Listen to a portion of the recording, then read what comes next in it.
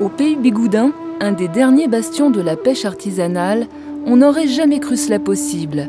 C'est grâce à des marins polonais que certains bateaux de pêche peuvent partir en mer. La pénurie de main-d'œuvre dans le secteur explique le recrutement de ces marins venus d'ailleurs.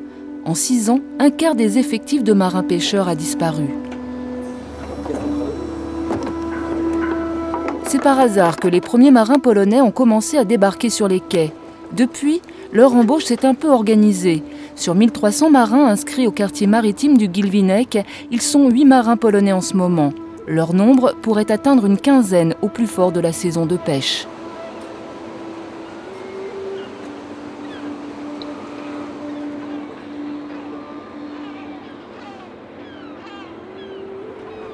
Pierre Joncourt est un armateur pur breton, installé à Saint-Guénolé dans le Finistère. C'est le genre de bonhomme à s'être fait tout seul. Il a d'abord été patron pêcheur pendant 20 ans avant d'avoir son propre armement à la pêche artisanale. Aujourd'hui, Pierre Joncourt accueille l'équipage d'un de ses bateaux partis en mer pendant 15 jours. À bord, 5 hommes, dont un marin polonais. Ça va? Bien? Bien. Ce bateau est resté à quai. Il a perdu souvent quelques jours, ou un jour, voire 2 jours. Parce que l'effectif n'était pas suffisant pour aller en mer. Les dures conditions de travail du métier de pêcheur n'attirent plus les foules. Les jeunes ont du mal à acquérir des bateaux et imaginer un avenir dans le secteur. Les anciens quittent le métier de plus en plus tôt. Résultat, il y a pénurie de main-d'œuvre.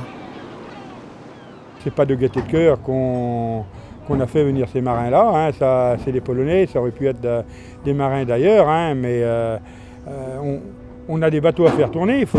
Un bateau qui ne tourne pas, c'est toute l'économie qui s'enrhume ou qui va disparaître.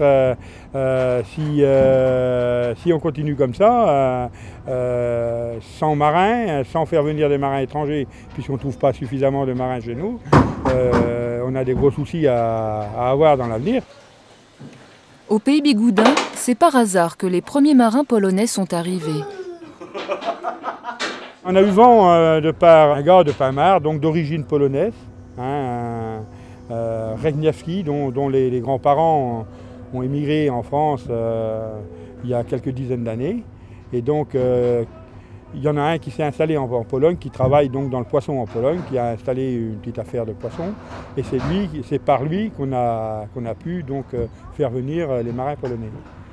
C'est à coup de dérogation que les marins polonais ont d'abord travaillé, 3 mois maximum. Depuis, les affaires maritimes de Concarneau ont un peu facilité leur recrutement.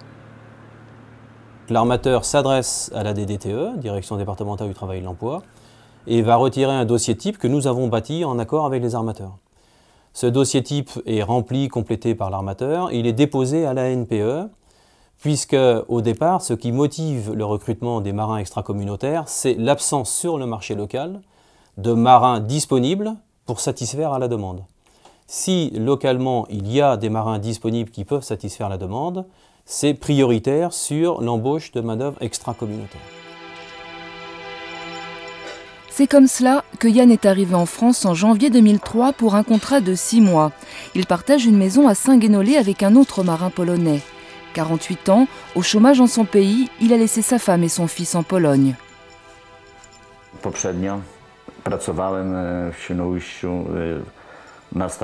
Avant, je travaillais à Świnoujście, sur les bateaux de la grande pêche.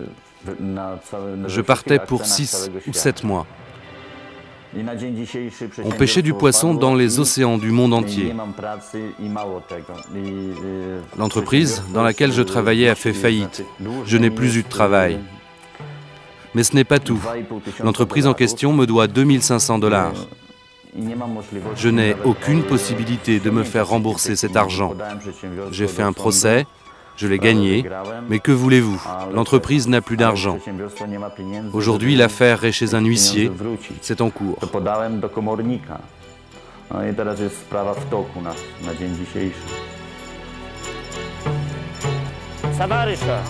Jean n'est pas le seul marin polonais privé d'emploi.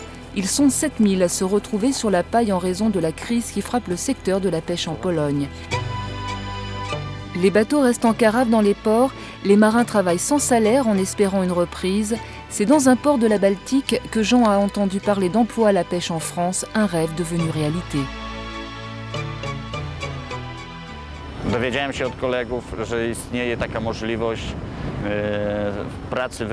J'ai appris par l'intermédiaire d'un collègue qu'il y avait la possibilité de travailler en France et qu'à Stettin, il y avait un bureau qui était chargé de faire l'intermédiaire.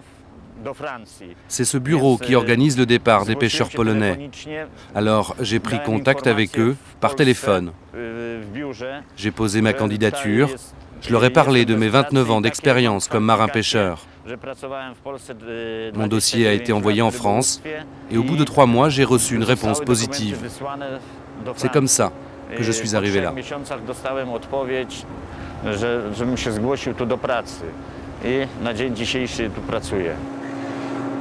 Bertrand, le patron pêcheur du bateau, a déjà travaillé avec des marins venus d'ailleurs. En Bretagne, ils sont surtout portugais ou espagnols. Les marins espagnols ou portugais, sur des bateaux de même taille, sont habitués à être 12-14 à bord. Donc la part de boulot est quand même beaucoup plus faible. Et quand ils arrivent avec nous sur des bateaux français, le boulot est quand même beaucoup plus conséquent que chez eux. Et donc c'est quand même un rythme beaucoup plus élevé et ils ont plus de mal à suivre, quoi. Chose qu'un marin polonais arrive à suivre correctement le rythme, quoi. Chef d'équipe sur les grands bateaux océaniques, Yann a aussi été patron pêcheur dans son pays. 30 ans de métier, il se retrouve au bas de l'échelle en France avec un salaire moyen de 1 500 €. Ça ne me dérange absolument pas. L'important, c'est que je travaille. Je suis heureux d'avoir du travail, même comme matelot. Chez moi, je pourrais avoir un poste plus important, mais il n'y en a pas. J'étais prêt à tout accepter. Je me suis fait à ces nouvelles conditions et ça va.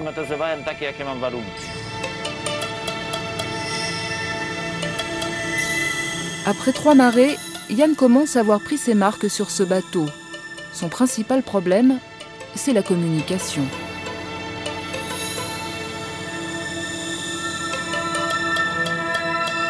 Yann appartient à la génération de Polonais qui a appris le russe en seconde langue à l'école. Il ne parle que quelques mots d'anglais et de français.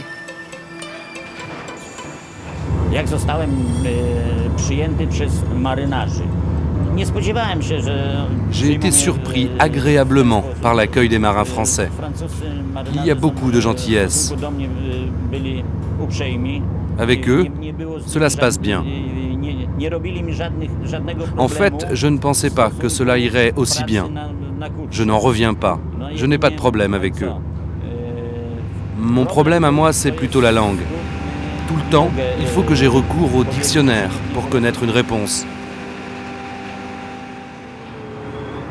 Côté travail, Yann a déjà pratiqué la pêche au chalut, mais sur des bateaux-usines avec plus de 50 hommes d'équipage. Ici, le bateau fait 20 mètres, ils ne sont que 5.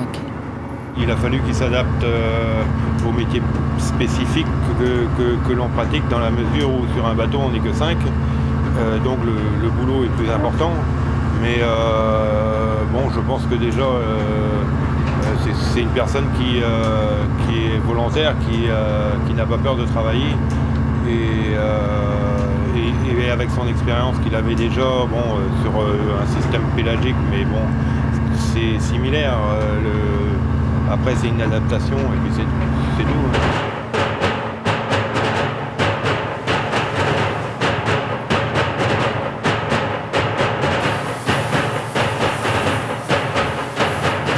Par nécessité, Yann s'est adapté.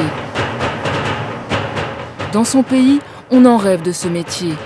Grand fournisseur de poissons de l'ex-URSS, la Pologne a perdu ce marché. Elle voit aussi vieillir sa flotte et diminuer la ressource marine. La belle époque de la pêche polonaise est passée. Yann fait partie de la génération sacrifiée.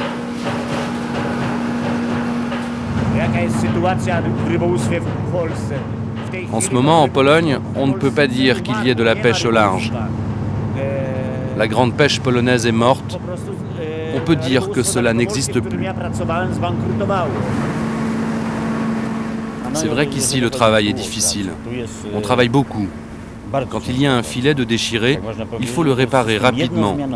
Sur les bateaux où je travaillais avant en Pologne, on travaillait 8 heures d'affilée, mais après on avait une pause de 8 heures. En France, c'est plus dur. Je comprends qu'il n'y ait pas de jeunes qui veulent faire ça.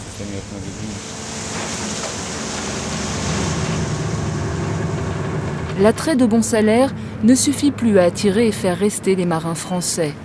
Car les conditions de travail et de vie en mer se marient de moins en moins avec les attentes de notre société. Pour Bertrand, la difficulté de recrutement vient aussi de la formation des matelots. Ça ne sert à rien d'avoir 3 ans d'école si la personne n'a pas les capacités, mais aurait des capacités physiques pour faire un matelot. Et le matelot, ça s'apprend sur le tas et non pas à l'école. On donne des bases à l'école, mais on n'a pas besoin de 3 ans pour ça.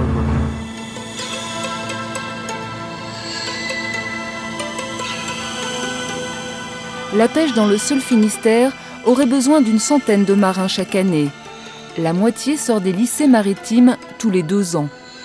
Cela laisse peut-être à Yann l'espoir d'un contrat de travail pour toujours, même s'il lui semble difficile de faire venir sa famille en France. Avec 15 jours de mer, il peut faire vivre ses proches pendant 2 mois. C'est difficile à dire, c'est difficile d'imaginer faire venir ma famille. Il faudrait d'abord qu'il y ait cette possibilité. Il faudrait que j'en discute avec ma femme. J'ai un fils de 13 ans, il va à l'école. Ce ne sera pas facile de tout quitter. Payé à la part comme n'importe quel matelot à bord, Yann fait grise mine au moment de la paye. La marée n'a pas été très bonne cette fois-ci, moins d'un SMIC pour 2 semaines de travail. Non, very good. C'est beaucoup de travail, petit, l'argent. Ici. Richard, Jean! Après une année d'expérience, la collaboration entre les armateurs bretons et les marins de la Baltique donne plutôt satisfaction. Pour Yann, cette passerelle est une assurance survie. Pour la pêche bretonne, une nécessité, en attendant que le grand métier redore son blason. D'ici là, Yann a quelques belles marées devant lui.